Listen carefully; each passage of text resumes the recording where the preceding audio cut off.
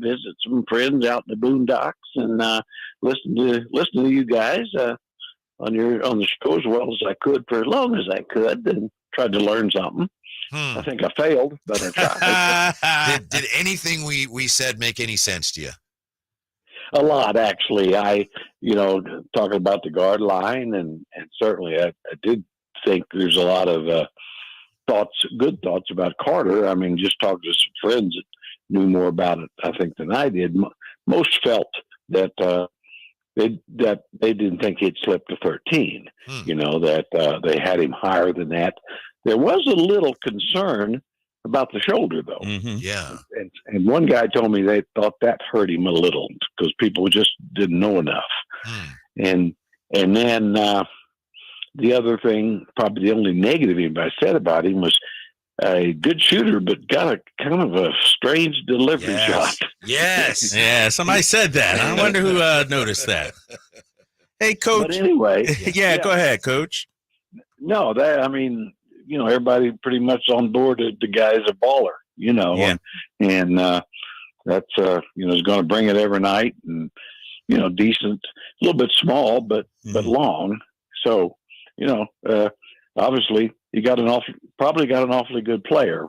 I know there's a lot of questions around about what else is coming. Now I think I'm like Kyle. I was so surprised that Dalton Connect slipped, and the Lakers got him. Oh, I'm so depressed about that. I'm with you, Jerry. Seriously, like of all teams, the Lakers. He was just sitting there for them to take. Oh my gosh!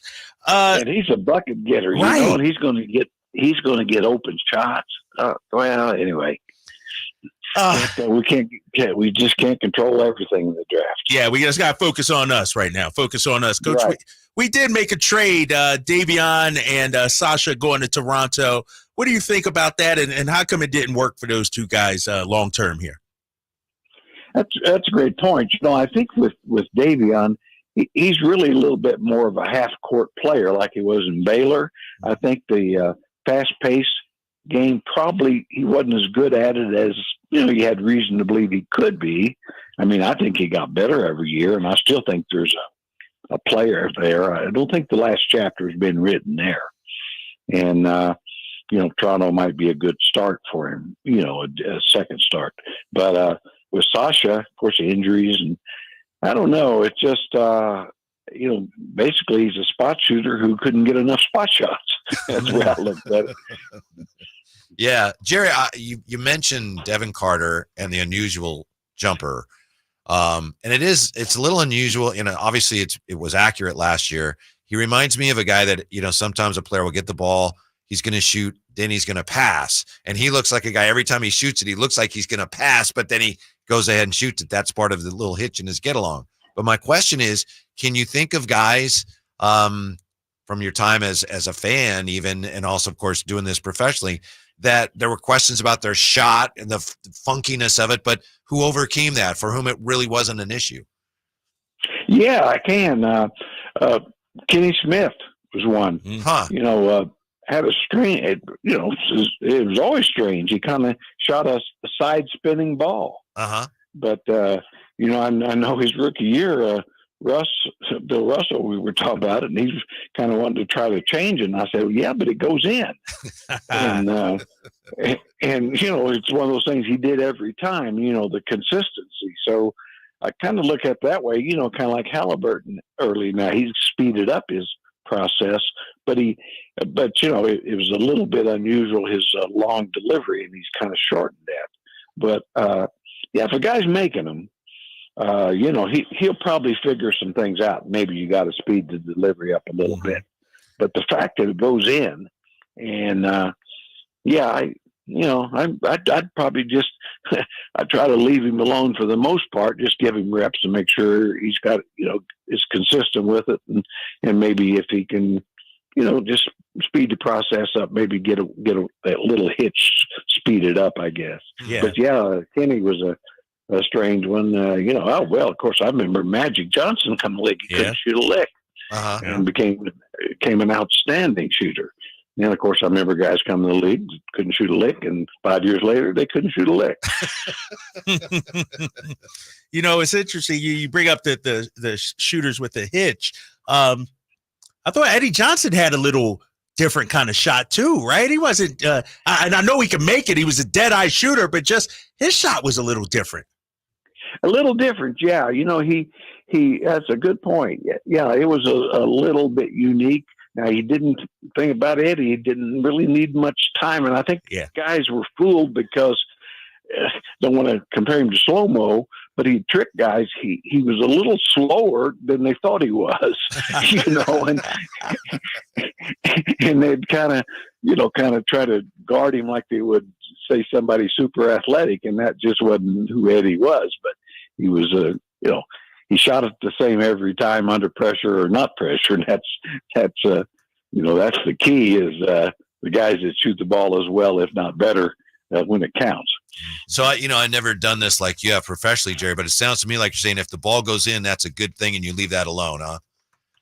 I've always thought so. I like to say I always remembered with Eddie. I mean, Joe Axelson wanted to trade him so bad, and Bill Russell asked me why does he want to trade? I said I think because Eddie wanted too much money, and he said he always focused on Eddie can't guard anybody. And I said, well, he scores 20, and the guy he's guarding scores 16. I said, if everybody does that, we'll be 82-0. Jerry, as we look at the roster now, and obviously, as far as we know, Monty still has some work to do. He's still working on things. We'll see what happens. Right now, looking at the roster, what do you see as the biggest roster need?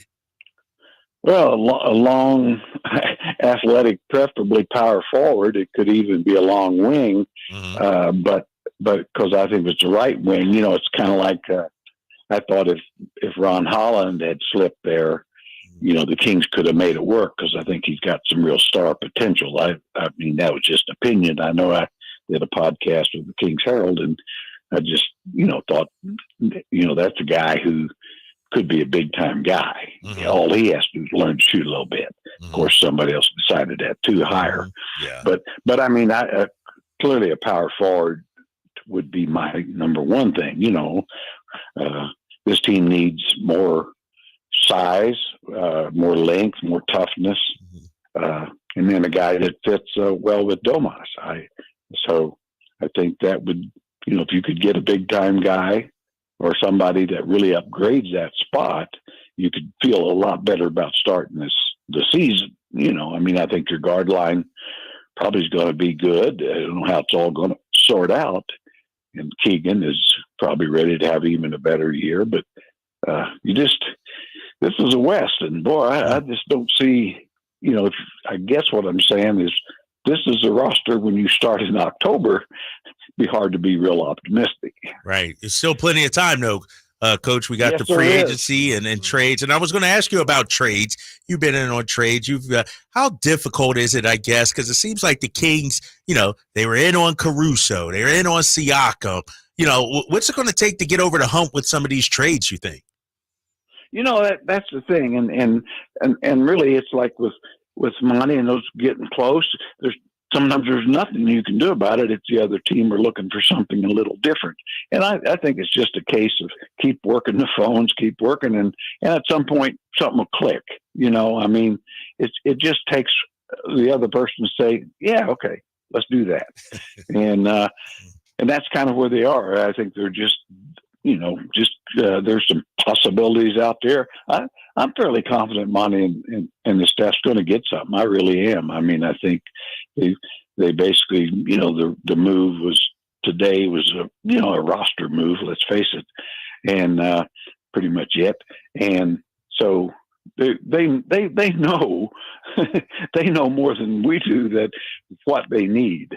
And so I'm sure they're in on several guys, and as Kyle said, got all summer. Mm-hmm.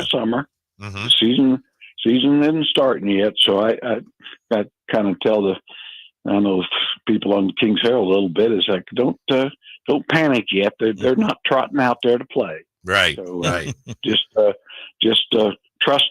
I trust in the staff here, and I really do. I think they're good. I think the coach is terrific, and they've done a good job. So why can't we give them a pass here for a few more months? Jerry, I want to ask you about a player that I know both you and Kyle love, and I think he's great too, but you guys love Bobby Portis. His name came up in, for what it's worth, rumors this week that the Warriors might be working on something. I'm wondering if, I know you just got the pacemaker, did it do like a double take when Bobby Portis' name came up, and how exciting is that to you that Bobby Portis could be available? Well, it started jumping, I'm telling you. I love that guy. He's a balls-out player, he's tougher than ever, and can shoot the three, can play some backup five very well. You can play, very effective small ball with him at 5, and he's not that small, but he'd be a perfect fit. I think he's got 2 or 3 of his best years ahead. Bobby Portis. I'd go back. That's our guy. Years. That wild-eyed buckaroo. That's just what you need here. That's what I'm talking about, Coach. Jerry, thank you so much. As always, we appreciate it, especially when you're on vacation. So thanks for listening. My life is a vacation at this stage. So anyway, enjoyed it as always. All right, Jerry. Take care, guys. Thanks. Talk to you soon. Take care. Jerry. Only Jerry Reynolds. Great. There you go. Yes. Yeah. We still have a little pizza left in the box here. We didn't get to it yesterday because of the draft. Whitey's Wayback Quiz for June the 27th. Let's go. Yeah. How are we doing score-wise? We did it yesterday, right? No, we did not do it yesterday. We did not. Oh, no, we skipped it yesterday. Yeah. Are you, Jay? Yeah, it was a shutout. Oh, yeah, you got lucky. Right, you got lucky. Yep. All right, I'm ready to redeem myself, fellas. All right, the Wayback Quiz for June the 27th when we come right back.